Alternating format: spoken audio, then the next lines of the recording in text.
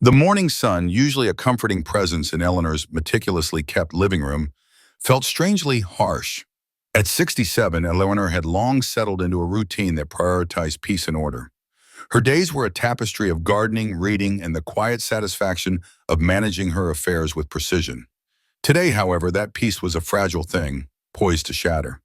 Genevieve, her daughter-in-law, was due any minute, and with her, a notary public. The purpose, according to Genevieve, was entirely benign, to update Eleanor's various legal documents, just to make sure everything is in order, dearest.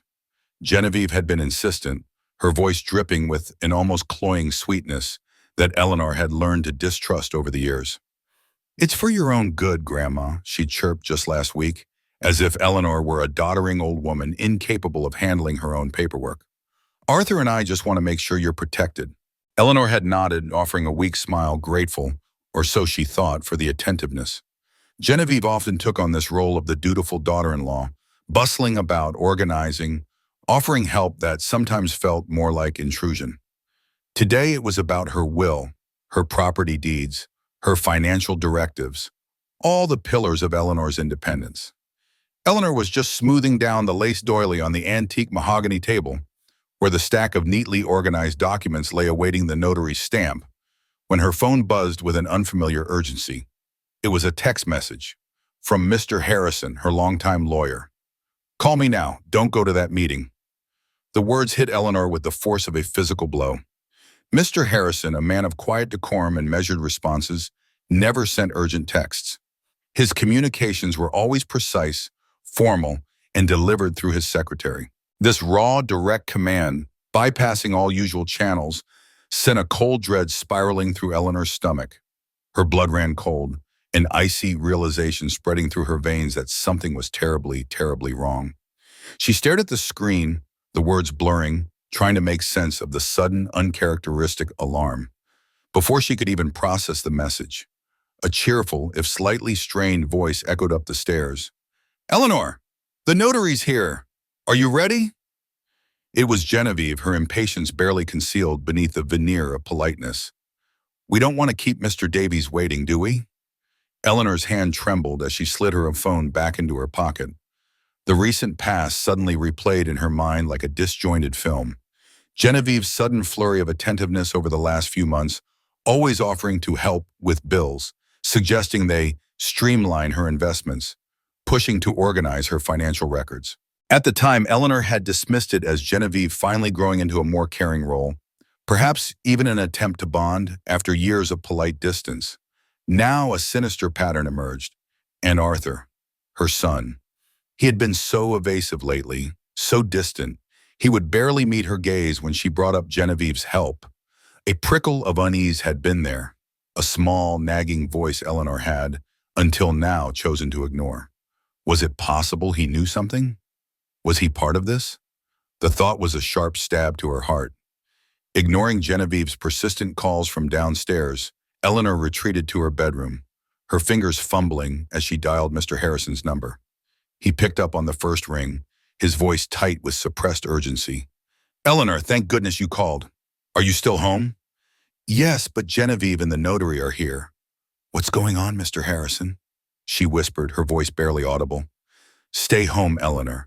Do not, under any circumstances, sign anything. Do you understand? Nothing, not a single paper." His voice was firm, unequivocal. "But what is it?" Eleanor pressed, a terrible premonition settling over her. Then came the bombshell. Mr. Harrison explained, his words precise and chilling. "Genevieve has arranged for you to sign documents that would effectively give her complete control over all your assets, Eleanor. Your house, your savings, your investments, everything. It's a full power of attorney combined with an updated will that disinherits Arthur and designates Genevieve as the sole beneficiary, as well as a transfer of property deeds." Eleanor felt the blood drain from her face. "That can't be right," she stammered, her mind refusing to comprehend. "She's my daughter-in-law, my son's wife. Why would she do that?" The betrayal was a bitter taste in her mouth, raw and unbelievable. "I wish I were wrong, Eleanor," Mr. Harrison said, his voice softening slightly, though the gravity remained. "I was alerted by Mr. Davies himself, the notary she hired. He's a good man, old-fashioned, and found the sudden change in beneficiaries and the scope of the powers alarming, especially given how quickly it was being pushed through. He forwarded copies to me just an hour ago, hoping I could intervene before it was too late. He noticed the inconsistencies, the pressure, and became concerned for your welfare. A concerned notary, a good man. Eleanor breathed a shaky sigh of relief, realizing how close she had come to unknowingly signing away her entire life. Her heart pounded with a mixture of terror and a slow-burning rage. Taking a deep breath, Eleanor forced herself to compose her features, wiping away the stray tear that had escaped. She descended the stairs, her steps deliberately slow, a faint tremor in her knees. Genevieve stood by the living room archway, her smile still in place. But Eleanor now saw the sharp edges of impatience, the calculating gleam in her eyes. "Eleanor, darling, finally, Mr. Davies has been waiting." Genevieve gestured towards a portly man with a kind, if slightly nervous, expression, who offered a small, apologetic nod to Eleanor. "Oh, Genevieve, my dear," Eleanor said, feigning a sudden lightheadedness, pressing a hand to her forehead. "I'm so terribly sorry. I seem to have come down with a dreadful migraine. The room is spinning. I don't think I'll be able to focus on anything important today." She closed her eyes for a moment, swaying slightly. Genevieve's smile faltered, replaced by a flicker of annoyance, then a brief, cold calculation. Eleanor watched her, the shift in expression subtle but undeniable. It was the face of someone whose carefully laid plans were suddenly interrupted, not the face of a concerned relative. "A migraine? Oh dear, are you sure? Perhaps we could just sign a few of the most urgent papers?" "No, I couldn't possibly," Eleanor insisted, summoning all her strength to project frailty. "My head is throbbing. I wouldn't want to make any mistakes. It's too important. We'll have to reschedule." Genevieve's lips tightened, but she quickly smoothed her expression. "Well, if you're truly unwell, then of course. Your health comes first, dearest. We can reschedule for next week." The words were outwardly empathetic, but the underlying frustration was palpable. She turned to the notary, offering a saccharine apology for the inconvenience. Within minutes, Genevieve and the notary were gone, their polite goodbyes echoing hollowly in the quiet house. As the front door clicked shut, Eleanor moved swiftly, double-locking it, then sliding the bolt into place. She walked to the kitchen, her hands shaking so badly she almost dropped the kettle as she tried to make herself a cup of tea. The familiar scent of Earl Grey usually brought comfort, but today it just mixed with the metallic tang of fear in her mouth. She was alone in her home, but the sense of security had vanished. She sat at her kitchen table, cradling the warm mug, staring out at the garden she loved. The betrayal cut deeper than any physical wound. Genevieve, her son's wife, the woman she had welcomed into her family, and Arthur, her son, whose silence now screamed complicity. Was she truly so naive? To trust them? To believe in their good intentions? Only to have them try to strip her of everything she owned, everything she had worked for? The question hung heavy in the air, a chilling harbinger of the battle that now lay before her. Mr. Harrison arrived an hour later, his usual composed demeanor replaced by a visible strain. He carried a thick manila folder clutched tightly in his hand, its contents a chilling testament to the treachery Eleanor had narrowly escaped. He took a seat opposite her at the kitchen table. His eyes, usually sharp and reassuring, now held a deep concern that mirrored Eleanor's own rising dread. "Eleanor," he began, his voice low and serious, "I've reviewed these documents more thoroughly. It's worse than I initially thought." He pushed the folder across the table. "These aren't merely updates or even just a general power of attorney. These are instruments designed for a complete transfer of ownership. Your house, your car, your bank accounts, everything would have been signed over directly to Genevieve." Eleanor stared at the papers, her vision blurring, the elegant script on the legal forms now seeming to mock her. "My house?" she whispered, her voice barely a breath. "That's impossible. Why would I sign my house over to her? I wouldn't do that. Not in a million years." Her hand instinctively reached for the cool wood of the table, grounding herself against the dizzying shock. This house was her sanctuary, the repository of decades of memories with her late husband, a testament to their shared life. Mr. Harrison leaned forward, his elbows resting on the table. Because, Eleanor, these documents are predicated on the assertion that you are no longer mentally competent to manage your own affairs. He paused, letting the devastating implications sink in. Genevieve was preparing to file for legal guardianship, using these signed documents as evidence that you, in a moment of supposed clarity, agreed to her taking control due to your alleged mental decline. The words struck Eleanor like a physical blow. Mentally incompetent. The insult was profound, a cruel twisting of her independence into a weakness to be exploited. She prided herself on her sharp mind, her careful management of her life. To have that challenged, and by her own family, was an unbearable affront. And how exactly would she prove this mental decline? Eleanor asked, her voice dangerously quiet. A cold fury began to simmer beneath her shock. Mr. Harrison sighed, rubbing his temples. She had 3 witnesses lined up, Eleanor. 3 people prepared to testify to your deteriorating mental state, to confirm your confusion and forgetfulness in court. And she was offering them $500 each for their testimony. Eleanor's blood ran cold. Who? She asked, her heart pounding. Who would do such a thing? He hesitated, then slowly pushed a page from the folder toward her. Her eyes scanned the names listed as proposed witnesses. Mrs. Albright, Mr. Davies, and a third name, a distant cousin she barely knew. Mrs. Albright? Eleanor gasped, the air knocked out of her lungs. Her elderly next-door neighbor, with whom she shared recipes and gardening tips, and who Eleanor had driven to doctor's appointments countless times. But she's my friend. We've been neighbors for 30 years. The betrayal was a gaping wound, and then she saw it. Mr. Davies, the notary from earlier, the one Mr. Harrison had praised as a good man. A wave of confusion washed over her. But Mr. Davies, he was the one who alerted you, wasn't he? He wouldn't. No, Eleanor, not that Mr. Davies, Mr. Harrison interjected, anticipating her question. Genevieve had already arranged for a different notary, a man named Mr. Thompson, to oversee the signing.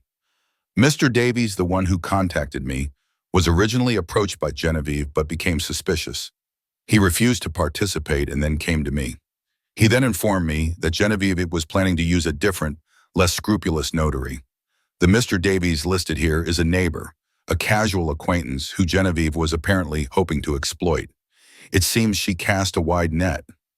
Eleanor felt a wave of nausea. The depth of Genevieve's calculated deception was truly staggering. To try and bribe her neighbors, people she trusted, to lie about her, it was a vicious, soul-crushing blow. But the revelations weren't over. Mr. Harrison produced another document. And I found this through some discreet inquiries this morning. It's a deposit confirmation. He slid it across. Sunset Manor Assisted Living. Eleanor's eyes widened in horror. Sunset Manor. She knew of it, a place notorious for its high turnover of staff, questionable care, and exorbitant fees. A gilded cage, often used by desperate families to dispose of elderly relatives they no longer wished to care for. The thought of being confined there, stripped of her autonomy against her will, was terrifying. She had always prided herself on her independence, her fierce desire to live and die in her own home. This was a nightmare. They were going to move you there, Mr. Harrison confirmed, his voice laced with indignation. Once she had legal guardianship, Genevieve would have had complete control over all decisions about your life, your finances, your medical care, where you lived, everything. Eleanor found her voice, a strained whisper. But, Arthur, my son, he wouldn't know about this, would he? He wouldn't allow it. A desperate flicker of hope, however faint, clung to her. She wanted to believe her son, her only child, the boy she had raised with so much love, was innocent in this monstrous plot. Mr. Harrison's gaze softened, filled with a profound sadness. He slowly pushed a few more pages from the folder toward her. Eleanor's eyes scanned the documents, her heart hammering against her ribs. And there it was. Not just one, but several pages. Arthur's signature. On the witness lines. Witnessing the purported mental decline. Witnessing the transfer of her assets. Witnessing the intent to move her to Sunset Manor. He knew, Eleanor breathed, the words tearing from her throat, a raw cry of anguish. My son. My only child. He knew. Her world, already tilting precariously, completely collapsed. The image of her beloved son, standing alongside his deceitful wife, signing away her life, was an unbearable weight. She sank back into her chair, the air leaving her lungs utterly broken by the ultimate betrayal. Her own son, plotting to steal her home, her independence, her very existence, and lock her away in a place designed to make her disappear. The pain was beyond anything she had ever experienced. It was not just the loss of her material possessions, but the devastating realization that the son she loved, the son she trusted, was capable of such cold-hearted cruelty. A profound sense of grief washed over her, heavier and more crushing than the day she lost her husband. She wasn't just mourning the loss of her home or her future. She was mourning the loss of her son, the man she thought she knew, and the life she believed she had built around a foundation of family love and trust. The silence in the kitchen was deafening, broken only by her own ragged breathing and the sound of her shattering heart. Mr.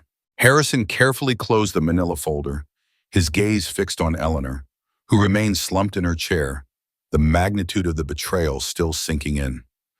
"Eleanor," he said, his voice gentle, breaking through the suffocating silence. "We also need to discuss the financial aspect. These documents would have given Genevieve immediate access to everything. Your savings, your retirement fund, and your late husband George's life insurance policy." He paused, then delivered the final crushing number. "Conservatively, we're looking at approximately $850,000. $850,000. The sum echoed in Eleanor's mind, a cold, hard number representing not just money, but a lifetime of prudent decisions, a secure future, in the legacy of her beloved George. Genevieve hadn't just wanted a portion. She wanted it all. Eleanor's mind raced, connecting the dots. "She knew," she whispered, a chilling realization. "She knew exactly what I have, down to the penny." This wasn't a sudden impulse. This was a meticulously planned, long-term scheme. Suddenly, all of Genevieve's helpful gestures over the past few months took on a terrifying new meaning. The times Genevieve had offered to help Eleanor organize her bills, claiming it would save her time. The seemingly innocuous trips to the bank, where Genevieve had insisted on accompanying her just in case you need anything. The meticulous sorting of important papers, which Eleanor had naively believed was a genuine act of kindness. It wasn't help, it was reconnaissance. Genevieve had been systematically gathering information, mapping out Eleanor's financial landscape, preparing for the perfect moment to strike. Every sweet smile, every offer of assistance was a calculated move in her game of deceit. Mr. Harrison confirmed her fears. From the notary, Mr. Davies, I learned that Genevieve had been reviewing these documents for at least 2 weeks, refining the details. She was particularly insistent on having the house transfer completed before Christmas. Her intention, it seems, was to have the property on the market and sold by January. The thought of her cherished home, the sanctuary filled with every memory of George, of Arthur's childhood, being sold to strangers, desecrated by their presence, sent a fresh wave of nausea through Eleanor. This house wasn't just bricks and mortar. It was the embodiment of her life, her love, her very identity. The idea of it being stripped bare, its soul sold off for Genevieve's greed, was unbearable. Eleanor slowly sat up straighter, the haze of grief beginning to recede, replaced by a steely glint in her eyes. "What happens now, Mr. Harrison?" she asked, her voice firm despite the tremor in her hands. Mr. Harrison met her gaze, his own determination hardening. "Now," he said, "we make sure she can't do this to you, Eleanor, or to anyone else." He explained that he had already made initial contact with the police, outlining the attempted fraud and elder abuse. However, he warned, it is crucial that Genevieve does not realize we are onto her plan. We need to gather more evidence, solidify our case, and let the authorities build their investigation without alerting her. He then posed a crucial question. "Eleanor, in the past few months, have you felt any pressure to sign anything else? Or has Genevieve or even Arthur made any unusual inquiries about your health, your medications, or your memory?" Eleanor racked her brain, the seemingly innocent moments now tainted with sinister implications. "Yes," she said slowly. Just last month, Genevieve seemed overly interested in my prescription medications. She asked about my dosage, if I ever forgot to take them. She even suggested, quite casually, that I might benefit from a little memory checkup, just to be sure everything was fine. Eleanor had laughed it off then, dismissing it as Genevieve's usual overbearing nature. Now it was terrifying. And, Eleanor continued, she also kept pushing for me to consider someone checking on me more regularly. She even mentioned a few home care agencies, saying it would give Arthur and her peace of mind. It had sounded like genuine concern at the time. Now it sounded like surveillance, a way to monitor her, to control her. Then another chilling realization hit Eleanor. A cold dread snaked its way down her spine. "Mr. Harrison," she said, her voice barely a whisper, "Genevieve has a key to my house." She had given it to her years ago, a spare for emergencies, a symbol of trust she now deeply regretted. Mr. Harrison's expression darkened further. "That changes things significantly. Eleanor, you need to change your locks immediately today. And from now on, you must be extremely cautious. Do not accept any food or drink from either Genevieve or Arthur. Do not leave anything unattended around them." The implication hit Eleanor like a physical blow. They might try to drug her, to incapacitate her. The idea that her son and daughter-in-law would resort to such a vile tactic was almost incomprehensible. Yet the evidence mounting against them made it terrifyingly plausible. Left alone in her once-beloved sanctuary, Eleanor felt the walls closing in. Every shadow seemed to hold a threat. Every creak of the old house sounded like an intruder. She no longer saw her home as a haven, but as a prize, an asset in Genevieve's cold, calculating eyes. The beautiful antique furniture, the vibrant garden, the very air she breathed, all of it was now tainted by the greed and betrayal of her family. Fear was a cold knot in her stomach, but slowly it began to transmute. The crushing weight of betrayal solidified into a deep, burning anger. An anger that pulsed with fierce resolve. She had been naive, yes, but she would not be a victim. She would not let them take her home, her dignity, or her life. Genevieve and Arthur had underestimated Eleanor. They had awoken something within her, a strength she hadn't known she possessed. The game was far from over. The metallic clicks and whirs of the locksmith echoed through the house, a comforting sound of protection replacing the lingering fear. When he finally packed his tools and left, a new sense of security settled over Eleanor. Just as the door clicked shut, Mr. Harrison reappeared, this time carrying a large cardboard box filled with files. His face was pale, shadowed with exhaustion, but his eyes held a steely resolve. "I've been working through the night, Eleanor," he said, placing the box on the kitchen table, confirming the full scope of Genevieve and Arthur's plans. "This isn't just an attempted fraud. This is evidence of a crime." He began to pull out documents, organizing them into a disturbing timeline. "It started about 18 months ago, right after George's funeral," Mr. Harrison explained, his voice grim. "Genevieve began making discreet inquiries about your finances at your bank and with your insurance company. She posed as you, or as your authorized representative, asking about account balances, beneficiaries, policy details." Eleanor remembered. In the haze of her profound grief for George, Genevieve had been unusually helpful, offering to sort through George's insurance papers, suggesting she handle some of the bank correspondence. Eleanor had been too lost in her sorrow to question it, accepting it as a kindness. Now it was clear. "She wasn't helping me mourn," Eleanor choked out, a fresh wave of hurt washing over her. "She was gathering information, profiling my financial life." Mr. Harrison nodded, his expression sympathetic. "Exactly. And then, about 2 months after that, her focus shifted. We have evidence she began researching assisted living facilities. She toured at least 6 of them, collecting brochures, asking specific questions about their dementia units and long-term care options." He pushed a stack of glossy pamphlets across the table, each emblazoned with comforting images that now seemed sinister. Sunset Manor's brochure was prominently featured.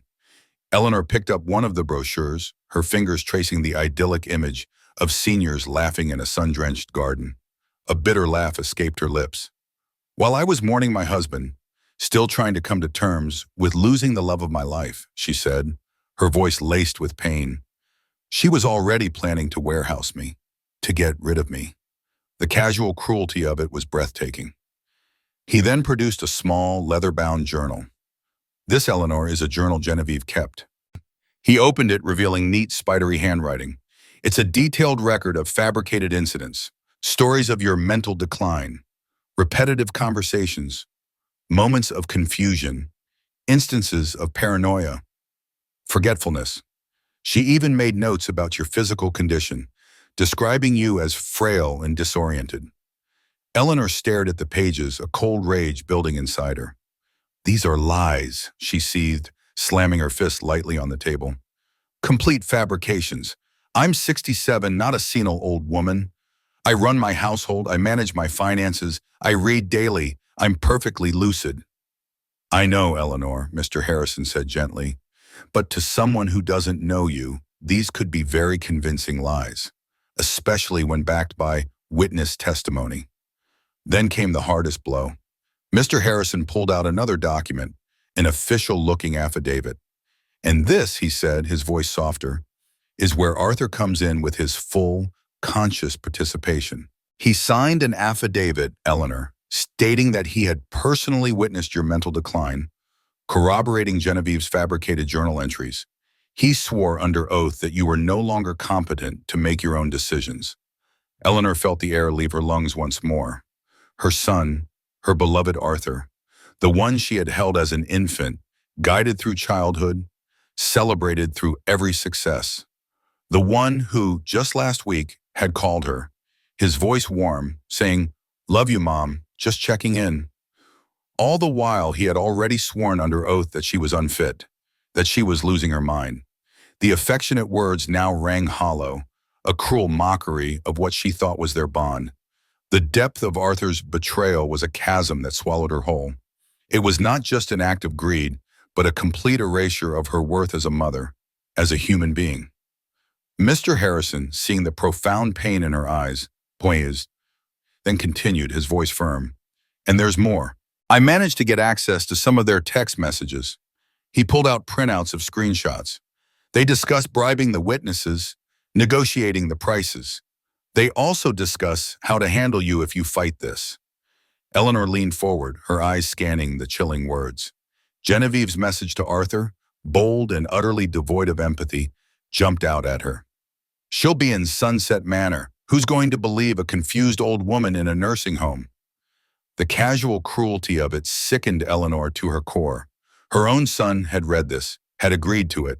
His unwavering complicity was a monstrous thing, more painful than any physical injury. They were not just planning to steal her money. They were planning to erase her, to silence her, to render her invisible and powerless. Mr. Harrison then leaned in, his voice dropping to a near whisper.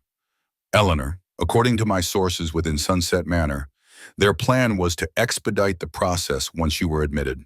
You would have been placed in their special unit for patients with severe dementia, a unit notorious for its heavy medication regimen. The goal was to keep you heavily sedated to ensure you were indeed confused and disoriented enough that no one would believe you if you tried to speak out. He paused, his eyes holding hers, a subtle, unspoken horror passing between them. And, he added, that particular unit also has a rather disturbing history. There have been several suspicious deaths over the years, all elderly patients with significant assets, and all linked to similar guardianship schemes. The official cause of death is always natural causes, attributed to their existing conditions. But the pattern is undeniable. They weren't just planning for you to be locked away, Eleanor. They weren't planning for you to last very long at all. The implication hit Eleanor with the force of a physical blow. They were not just planning to steal her money and her home. They were planning to kill her, to end her life quietly and without consequence, disguised as an unfortunate decline into old age. The realization was a cold, terrifying certainty. It stripped away any lingering doubt, any shred of affection or familial feeling she might have unconsciously held for Arthur and Genevieve. This was not about greed anymore. It was about survival. If you're finding Eleanor's story as gripping as I am, please consider giving this video a like, sharing it with your friends, and subscribing to the channel for more powerful true stories. Your support helps us bring these incredible narratives to a wider audience. Now let's get back to Eleanor's fight for justice. "All right, Eleanor," Mr. Harrison said, his voice cutting through the chilling implications of what he had just revealed. "Now we turn the tables. They think they're smart. They think they've covered their tracks. But we have their evidence, and we're going to let them walk right into our trap. We're going to let Genevieve think her plan is working, and then we're going to destroy them with their own words, their own actions, their own greed." Eleanor felt the anger, once a simmering heat, now blaze into a cold, determined fire. The fear was still there, a constant companion, but it was overshadowed by a powerful, unyielding desire for justice. This wasn't just about her money or her house anymore. This was about retribution for George, for the sanctity of her memories, and for the monstrous crime they had intended to commit. "Here's what you need to do," Mr. Harrison outlined, his plan precise and strategic. "You must call Genevieve, reschedule the notary appointment for tomorrow. You need to sound confused, maybe a little frightened. Express that you're overwhelmed, that you truly need her help. Reinforce her belief that you're fragile and dependent." He paused, his gaze earnest. "Eleanor, I need to warn you. Once we go down this path, once we involve the police and present this evidence, your relationship with Arthur will be over. Forever. There will be no coming back from this." Eleanor met his gaze, her eyes unwavering. "Mr. Harrison," she said, her voice devoid of emotion, "my relationship with Arthur ended the moment he signed that affidavit, the moment he agreed to put me in Sunset Manor, the moment he thought I wasn't worth more than a few $100,000. He chose his path. Now, let's make them pay." The raw conviction in her voice left no room for doubt. The grief for the son she thought she knew was still a deep ache, but it no longer held her hostage. While Mr. Harrison continued to liaise with the police and prepare the legal framework, Eleanor knew she couldn't simply wait. She began her own quiet investigation. She reviewed old photo albums, pulling out pictures of Arthur with his father, with her, looking for clues, for any hint of the darkness that had grown within him. She cross-referenced Genevieve's helpful bank statements with her own, looking for discrepancies. She was confident she could find more evidence, small details they might have overlooked. The next morning, Eleanor practiced her performance in front of a mirror, her voice, her posture, her expressions. She needed to be utterly convincing. Finally, she picked up the phone and dialed Genevieve's number. "Genevieve, dear," Eleanor said, feigning a tired sigh. "It's Eleanor. I'm so sorry to bother you, but I've been feeling quite disoriented since yesterday. My head isn't quite right. All these papers, George's thing, it's just so overwhelming. I really do need your help." She tried to inject a note of vulnerability, a hint of desperation. On the other end, Genevieve's tone, which had initially been sharp with frustration, immediately shifted. It became syrupy, sweet, and eager. "Oh, Eleanor, darling, you poor thing. Of course I understand. That's what family is for. I told you, Arthur and I are here to help you through this difficult time." The saccharine sweetness was almost nauseating, now that Eleanor knew the truth. Could we still do the appointment today?" Eleanor asked, injecting a slight tremor into her voice. I feel like I need to get it done. It's weighing on my mind. But could you come a little earlier, perhaps around noon? I need help sorting through some of George's old files before the notary arrives. My memory isn't what it used to be, and I keep losing track of things." She was setting the trap, baiting it with her supposed frailty. "Of course, Eleanor. I'll be there right on time," Genevieve chirped, the triumph barely disguised in her voice. "Don't you worry about a thing. I'll take care of everything." After hanging up, Eleanor exchanged a quick, hushed phone call with Mr. Harrison, confirming the new appointment time and their strategy. Then, with practiced ease, she set up a small digital recording device, concealing it discreetly amongst the potted plants on the living room table. It was small, unassuming, and hoped to capture every word of Genevieve's perfidy. Precisely at noon, the doorbell rang. Eleanor opened the door to reveal Genevieve, radiating a barely contained excitement. She carried a sleek leather briefcase, a professional notary's seal, and a stack of what Eleanor knew were the fraudulent documents. Genevieve's eyes, usually calculating, now shone with an almost feverish glee.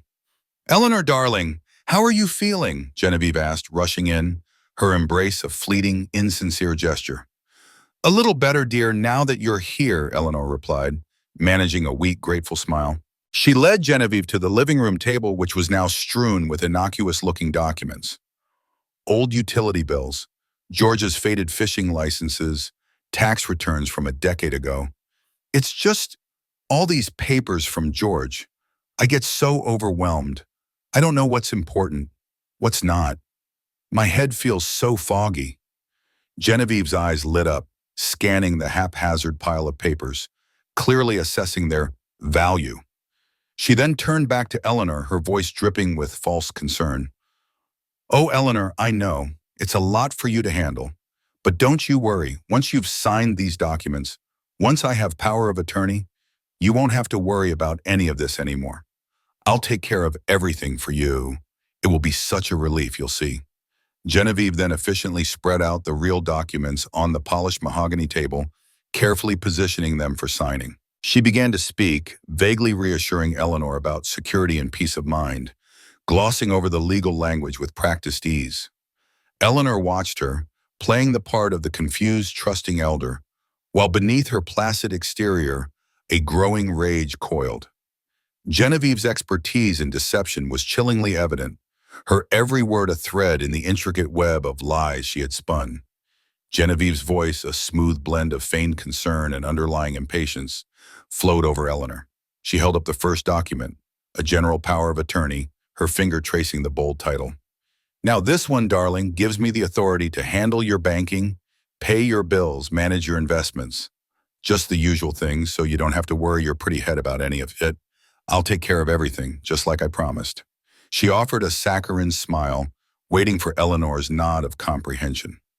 Eleanor, playing her part perfectly, furrowed her brow slightly.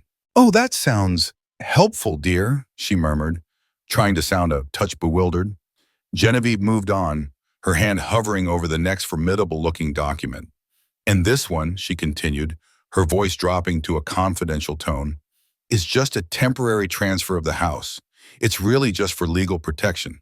You see, there are so many scammers out there preying on lovely, independent ladies like you. If the house is technically in my name, it makes it much harder for anyone to try and steal it from you. It's a protection, truly. Temporarily? Eleanor asked, her eyes wide with feigned confusion. So I'd still live here, in my home? Of course, darling, Genevieve practically purred, her eyes gleaming with satisfaction. This will always be your home. You'll live here as long as you like. We just want to make sure it's safe.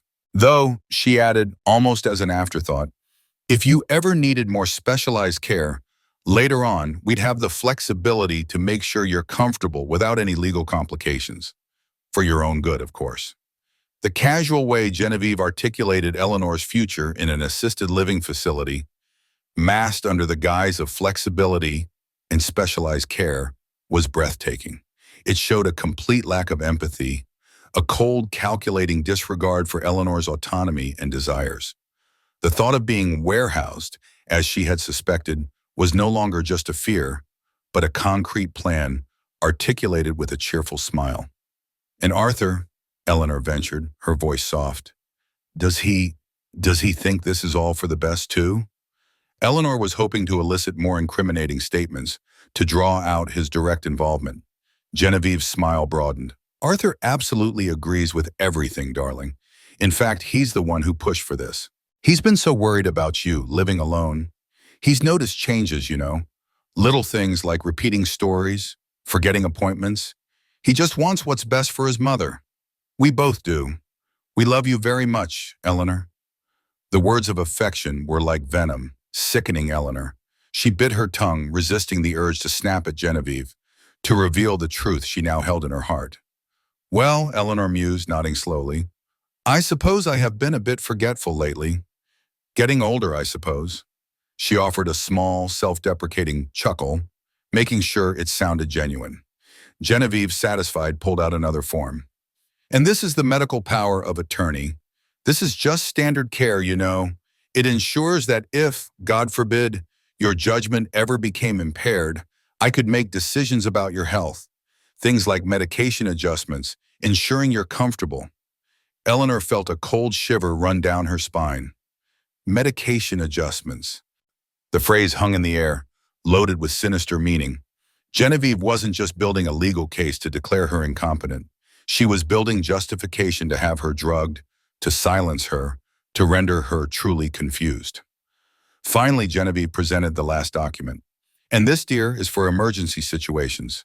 If anything were to happen, this would allow for your immediate placement in a care facility.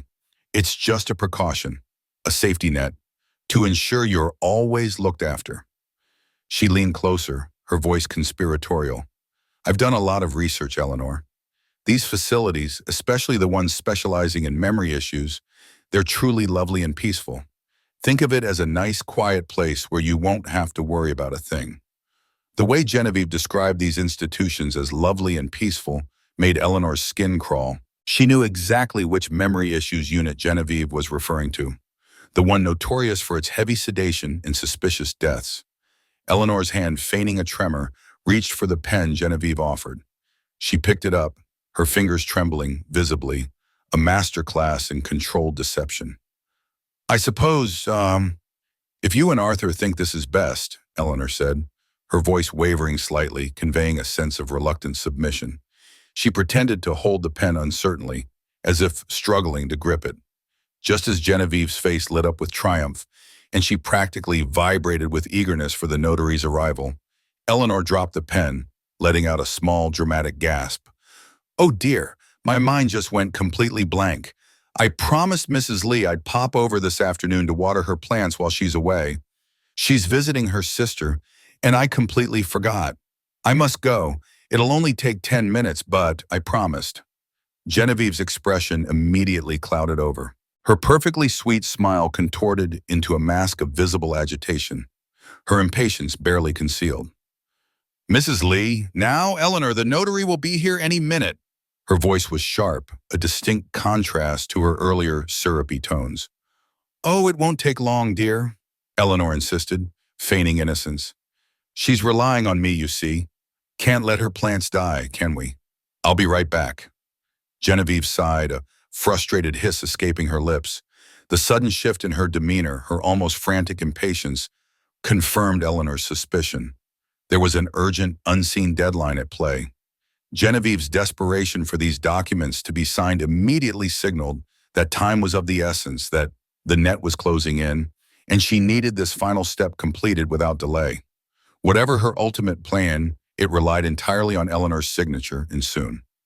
Eleanor, feigning a clumsy rush, grabbed her handbag and made her way out the door, Genevieve trailing impatiently behind. The drive to Mrs. Lee's small, charming bungalow was short, and Eleanor could feel Genevieve's restless energy vibrating beside her. And when they arrived, Mrs. Lee, a woman of Eleanor's age with a theatrical flair, opened the door, her hand pressed dramatically to her forehead. Oh, Eleanor, dear, Mrs. Lee gasped, her voice shaky. Thank goodness you're here. I've been feeling so terribly dizzy all morning. My daughter Sarah is supposed to be here any minute, but I just don't feel right being alone. She glanced meaningfully at Genevieve, then back to Eleanor. Would you mind staying until she arrives, just for a little while? Eleanor's heart went out to Mrs. Lee, who was doing such a convincing job for her. Of course, Clara, Eleanor said, stepping inside and gently guiding Mrs. Lee to her sofa. She then turned to Genevieve, a picture of apologetic regret. Oh, Genevieve, I am so terribly sorry. It seems we'll have to reschedule the notary appointment. I can't possibly leave Mrs. Lee alone when she's feeling so unwell. For a fleeting moment, Genevieve's meticulously maintained composure shattered.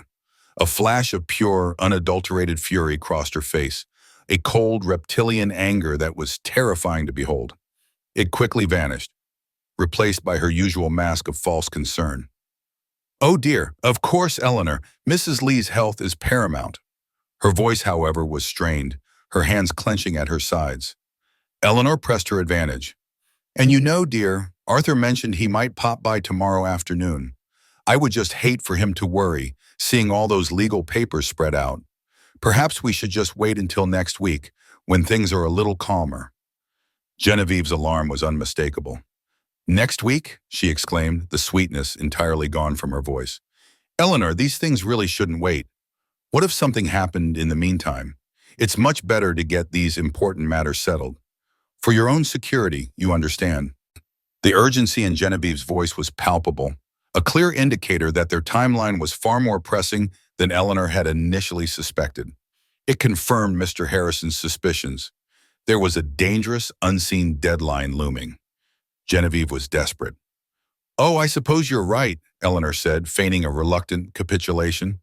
Perhaps I can call Arthur and see if he can reschedule his visit. Then we could still meet tomorrow afternoon, perhaps. Genevieve visibly relaxed, a forced smile returning to her lips. That would be wonderful, Eleanor. I'll call the notary right away and reschedule for tomorrow at 2 o'clock. Don't you worry about a thing. As Genevieve left, Eleanor stood in Mrs. Lee's doorway, a cold certainty settling over her. They planned to act very, very soon. Once those papers were signed, her time would indeed be running out. The fight was about to begin. That evening, Eleanor called Mr. Harrison, recounting Genevieve's barely controlled desperation and the swift change in her demeanor. Her mask almost slipped, Mr. Harrison, Eleanor said, her voice firm. She is in a hurry, a great hurry. Good, Mr. Harrison replied, his voice calm and steady. That tells us what we need to know. We must be ready to act tomorrow, Eleanor. This will be it. Eleanor hung up the phone, walked to the living room, and sat in her favorite armchair. She looked at a framed photo of George on the mantelpiece, his kind eyes smiling back at her. Then her gaze drifted to a childhood picture of Arthur, a gap-toothed grin lighting up his young face.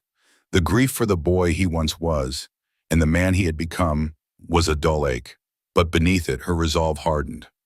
I'm ready, she whispered to the empty room. Good, because tomorrow, we end this. The next day, Eleanor arrived at the notary's office punctually, Genevieve bustling beside her, radiating a triumphant, almost predatory energy. Eleanor's hands trembled slightly, a mix of genuine nerves and calculated performance. She hid them in the folds of her cardigan, her heart thumping with anticipation. She watched Genevieve, who kept darting scrutinizing glances at her, as if looking for any sign of resistance or clarity.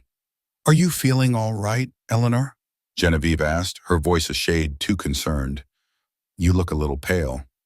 Oh, just a bit nervous, dear, Eleanor mumbled, playing the part of the confused, nervous victim to perfection. All these official papers. It's a lot for an old woman like me. Genevieve patted her hand, a gesture devoid of warmth. Don't you worry. We'll have you all sorted out in no time. A moment later, Mr. Thompson, the notary Genevieve had arranged, appeared and ushered them towards a conference room. As they stepped inside, Eleanor braced herself. And there they were. Mr. Harrison, impeccably dressed and radiating quiet authority, stood by the window. Beside him was a stern-faced woman Eleanor recognized as Detective Evans, a prominent figure in the local fraud unit. And seated at the table with a compassionate but firm expression was a social worker, Mrs. Peterson, whom Mr. Harrison had mentioned he would bring in. Genevieve faltered mid-step, her eyes widening, her triumphant smile dissolving into a gaping O of shock. The color drained from her face and her carefully constructed composure visibly cracked, revealing the raw panic beneath. The trap had been sprung. Mr. Thompson, the notary, cleared his throat. Good afternoon, ladies, and thank you all for being here. Given the nature and scope of these particular documents, we have some additional witnesses present today to ensure full transparency and legal compliance. He gestured towards Mr. Harrison, Detective Evans, and Mrs. Peterson.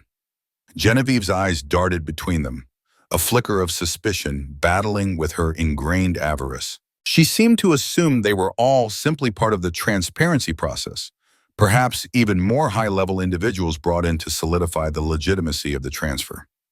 Despite the unexpected guess, Genevieve, driven by her desperate need to complete the transaction, confidently began spreading the fraudulent documents across the conference table. Her hands, though, had a noticeable tremor. Everything is in order, Mr. Thompson, she said, her voice a little too loud, a little too bright. Eleanor is ready to sign. Mr. Thompson nodded, his expression serious. He turned to Eleanor. Mrs. Vance, before we proceed, I need to confirm that you are signing these documents of your own free will, without duress, and that you fully understand their contents and implications. Eleanor feigned a hesitant, confused look, glancing at Genevieve. Well, Genevieve explained them to me, but some of it is confusing, all that legal talk. She wrung her hands slightly. Genevieve quickly interjected, stepping in front of Eleanor. They're standard estate planning tools, Mr. Thompson. I've gone over everything with Eleanor multiple times. She understands. She shot Eleanor a tight, warning glance. Mr. Thompson ignored Genevieve, his gaze remaining fixed on Eleanor. He picked up the first document, the General Power of Attorney. This document, Mrs. Vance, grants Genevieve complete and immediate control over all your financial affairs, including your bank accounts, investments, and property transactions. It would effectively make her the sole decision-maker for your assets. Eleanor's eyes widened in feigned surprise. Complete control? She gasped, turning to Genevieve. Genevieve, I thought you said this was just for emergencies? For paying bills if I ever went into hospital? Genevieve's face drained of some color, but she quickly recovered, forcing a laugh. Oh, Eleanor, it has to be written broadly for legal purposes, you know? It just means I can take care of everything efficiently for you. It's all for your benefit, dearest. Mr. Thompson, unwavering, moved to the next document. And this one, Mrs. Vance, is a quitclaim deed transferring the ownership of your home, your residence, directly to Genevieve. If you sign this, you would no longer legally own your home. Genevieve's eyes darted wildly, her composure visibly cracking further. No, that's not what it means, she stammered, desperately trying to mischaracterize the clear, concise legal language. It's a protective measure, as I explained, to safeguard Eleanor from scams. It was at this point that Detective Evans, who had been silently observing, spoke for the first time. His voice was calm, authoritative, and utterly chilling. Protective measures from scams, Mrs. Vance? Interesting. Because our investigation shows that you were the one researching ways to access Mrs. Vance's assets, not the other way around. You were also the one claiming Mrs. Vance was suffering from severe mental decline and was susceptible to fraud. He paused, letting the accusation hang in the air. Genevieve gulped, her eyes wide with dawning horror. I spoke with Mrs. Vance's physician this morning, Detective Evans continued, his voice cutting through the tension. Dr. Peterson confirmed that Mrs. Vance is in excellent mental health for her age. No signs of dementia, no cognitive decline whatsoever. Her memory is sharp, her judgment unimpaired. Genevieve was stunned, literally unable to speak, her mouth opening and closing soundlessly. Furthermore, the detective pressed on, we've also spoken to several of Mrs. Vance's neighbors, including Mrs. Albright and Mr. Davies. They all confirmed Mrs. Vance's competency, her active participation in the community, and her continued independence. In fact, they were rather concerned by your inquiries about her mental state. Eleanor watched Genevieve's face crumple, the mask of sweet deceit finally falling away to reveal raw, unadulterated fear. Detective Evans then turned to the table, pulling out a stack of documents from his own briefcase. We also have evidence of your extensive financial research into Mrs. Vance's assets over the past 18 months. Your inquiries at her bank, her insurance company. We have records of your visits to 6 different assisted living facilities, specifically inquiring about their memory care units and their procedures for rapid patient admission. Mr. Harrison stepped forward, his expression grave. He held up Genevieve's leather-bound journal. And this, Mrs. Vance, is your journal documenting fabricated incidents of Eleanor's mental decline. We also have sworn statements from the individuals you attempted to bribe for false testimony, including Mr. Davies, the actual good notary who alerted me to your scheme, not the neighbor you tried to use. Eleanor, seizing the moment, reached into her handbag. And this, Genevieve, she said, her voice clear and strong, entirely devoid of the feigned confusion, is a recording device. It captured your entire performance today. Every lie, every manipulation, every casual mention of how you would take care of everything after you had me locked away. She pointed a steady finger at Genevieve. You and Arthur planned to steal my home, my life savings, and then drug me into oblivion in Sunset Manor. You weren't planning for me to live very long at all, were you? The force of Eleanor's unmasked fury, combined with the irrefutable evidence, completely broke Genevieve. She stumbled back, hitting the wall, her eyes wide with terror.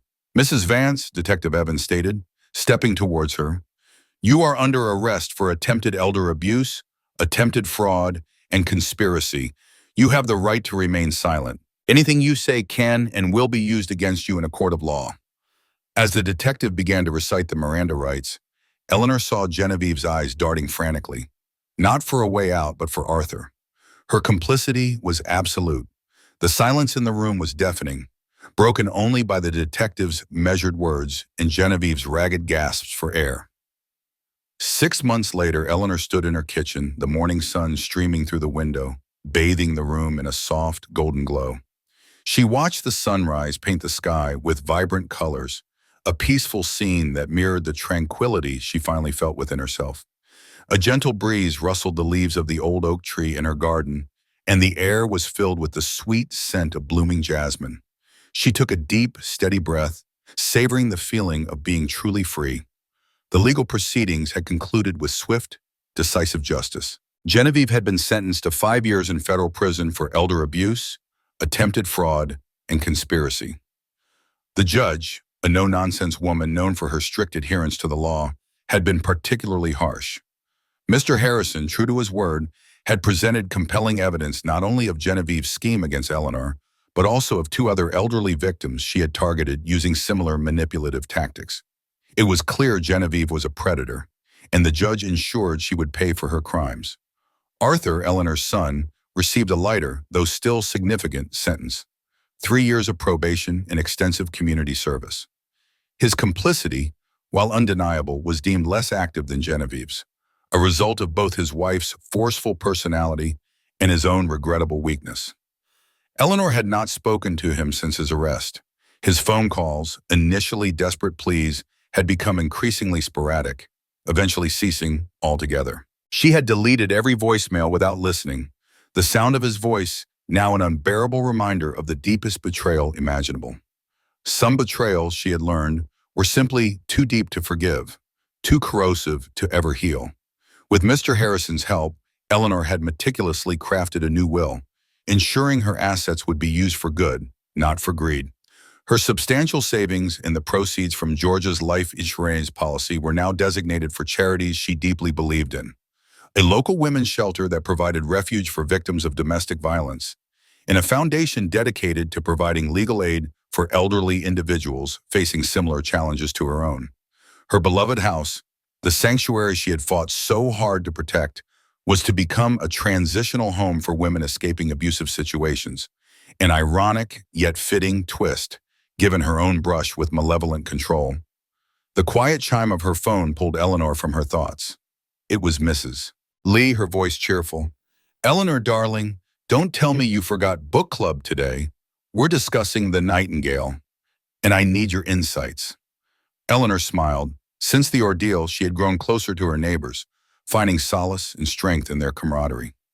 Mrs. Lee, Mrs. Albright, and several other women now formed a vibrant book club, a chosen family that filled the void left by Arthur's absence. "Of course not, Clara," Eleanor replied, a genuine warmth in her voice. "I'm looking forward to it. Just lost in thought." "Good," Mrs. Lee said, then lowered her voice slightly. "My granddaughter Sarah, the nursing student, she's very interested in your story, Eleanor. She's doing a project on elder rights, and she says your case has become quite the cautionary tale in her ethics classes. Would you ever consider speaking with her? Perhaps over tea one afternoon?" Eleanor paused. For a long time, the idea of publicly recounting her humiliation had been unbearable. But she had come to accept that sharing her personal story, her pain, could be a powerful tool. If it could protect even one other vulnerable person from suffering the same fate, then it was worth it. "Yes, Clara," Eleanor said, a newfound purpose in her voice. "I'd be happy to speak with Sarah. Tell her to call me." In the months since the trial, Eleanor had also reclaimed her creative outlets. George's study, once a somber room filled with his untouched belongings, had been transformed into a bright, airy reading room, complete with a comfortable chaise lounge and shelves overflowing with books. She had also resumed painting, a passion she had set aside after George's death. Her canvases now burst with vibrant colors, abstract representations of her journey from fear to freedom. Later that afternoon, another visitor arrived. Clara Ramirez, the social worker who had been present at the notary's office, and had become an invaluable ally throughout the legal process. She was now part of a statewide training program on elder abuse prevention and had asked to interview Eleanor for an educational module. "Eleanor," Clara began, setting up a small recorder, "your case is a textbook example of how insidious financial elder abuse can be. What, looking back, were the subtle signs that you missed? What would you tell others to watch out for?" Eleanor reflected, her gaze drifting towards the window. "It was the kindness that should have warned me," she said, her voice thoughtful. "Genevieve's helpfulness, her constant offers to take care of everything. She systematically inserted herself into every aspect of my life, making herself indispensable, all the while gathering information. She wasn't just being kind. She was establishing control, building her case, slowly eroding my autonomy. It was a slow, deliberate poisoning of trust." Eleanor then looked directly into the recorder, her voice strong and clear. "My advice to anyone listening is this: trust your instincts.